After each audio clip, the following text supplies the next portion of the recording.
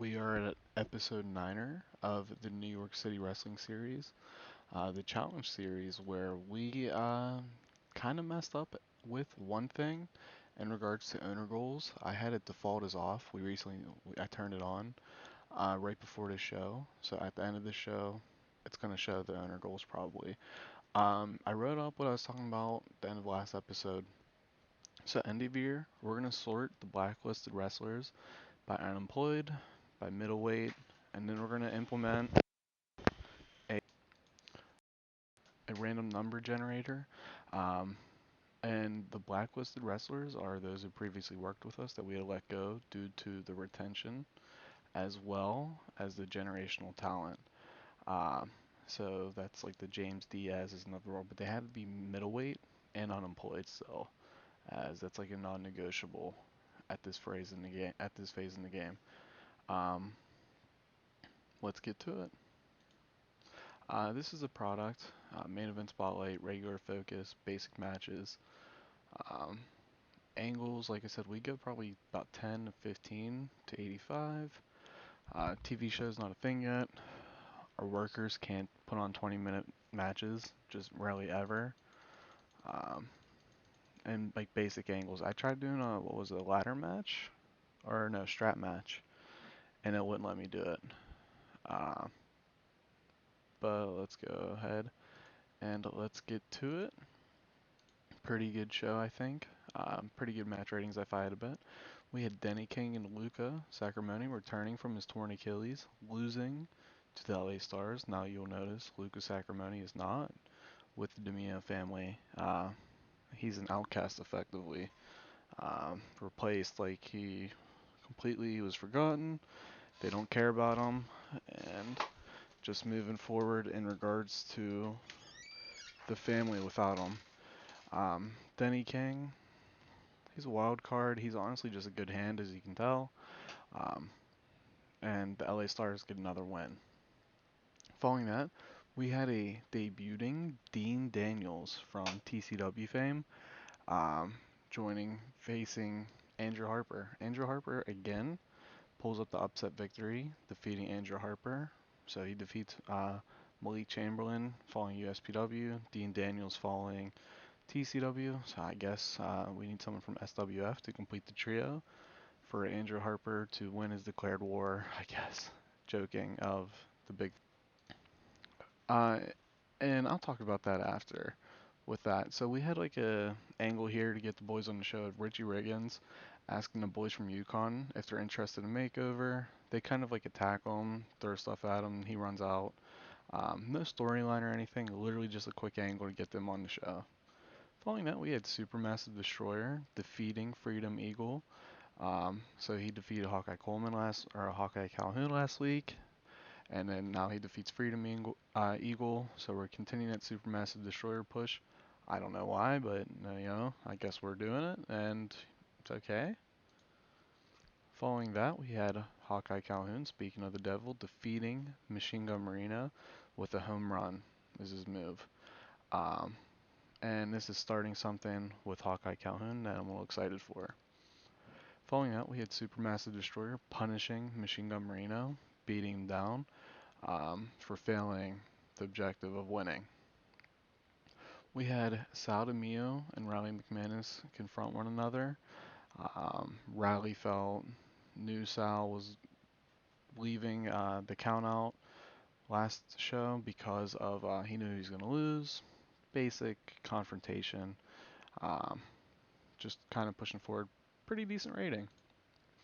Following that, we had probably our second best match ever of Mass Stranger defeating Tennessee William. Um, and this is the final time they'll face for now. But we had Mass Stranger get another win over on Tennessee William in a really good match, leading to our main event of Sal DeMio defeating Riley McManus, but this time following interference from Brutus Milano. Um, so again, we're playing to that numbers advantage of the DeMio family defeating Riley McManus. So how does even odds? As you can see, Supermassive Destroyer effectively took out Freedom Eagle and Hawkeye Calhoun, so they're like a non-factor when he's around. but nonetheless. So obviously here goes to our boys from last week, and then honestly, we'll throw Saldamio in there as well for his best rating. And for that, it's a good thing to build loyalty with your top guys. I don't know if it convinces them to stay or not, but I think that was pretty interesting to keep them going. Um, but let's see what owner goals we get, and then I'll show you guys Andrew Harper's popularity, um, given because he's been getting a push and it wasn't expected. So it's loading here. Let's see what emails we got. So we got new goals. We got our merchandise upgraded. We don't get rid of that. LA Star number 1 it was, not LA Star number 2, but pretty decent jump. So for those of you who are always curious about that sort of thing, talk them into getting better shape and or gaining weight. Whenever that. Let's make sure our merchandise is getting upgraded as well. We'll just go normal here. And then owner goals. Cannot hire wrestler as technical striker style. Cannot hire or extend a contract to anybody who's known to have regular problems with the law. Okay. Can't hire luchadors. Must not be in debt. And have more popularity. Pretty all attainable. The luchador and technical striker. Let's see here if this will be a problem. Where is style luchador? And I'm gonna follow through with it, so I'm not going to talk them into being a different type of wrestler. So an example, I could then go here and I can talk her into practically anything. I can just be a regular wrestler and I guarantee she'll do it. You don't get a lot of pushback, so we're not gonna be gamey on it. Maybe like once or twice if needed, but that's gonna be it. For that, another point, so the going to free shows ever being in Wrestle World is paying off. We're even making more money. And Andrew Harper, um, right place, right time. I didn't plan to keep him around, but decent performances. Popularity went up +5 each past 2 months. So +10 past 2 months. Pretty decent. We're at 31 with Tennessee William, 34 Sodomio, 32 with Mass Stranger.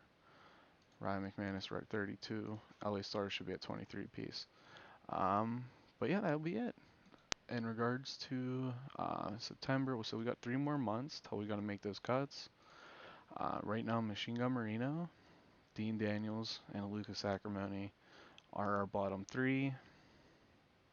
And the surprise here, not surprise, but surprise, is Machine Gun Marino. I don't know if it's even going to be capable of recovery. Let's see here. Okay. Again, the microphone acting, not really good. Star quality's getting up. Getting better, I guess, but just such a project where I think he's a quality candidate to catch the axe, and then we can pick up somebody new who might be able to um, go through it. And so, in regards to SWF, joking, I'm not going to have Angel Harper beat him, but Bear Bukowski recently came available, so maybe I don't wait to pick him up like we did DC Rain and lose out on a popular or a possible candidate. But that's going to be it for episode 9. Thank you guys for watching, and have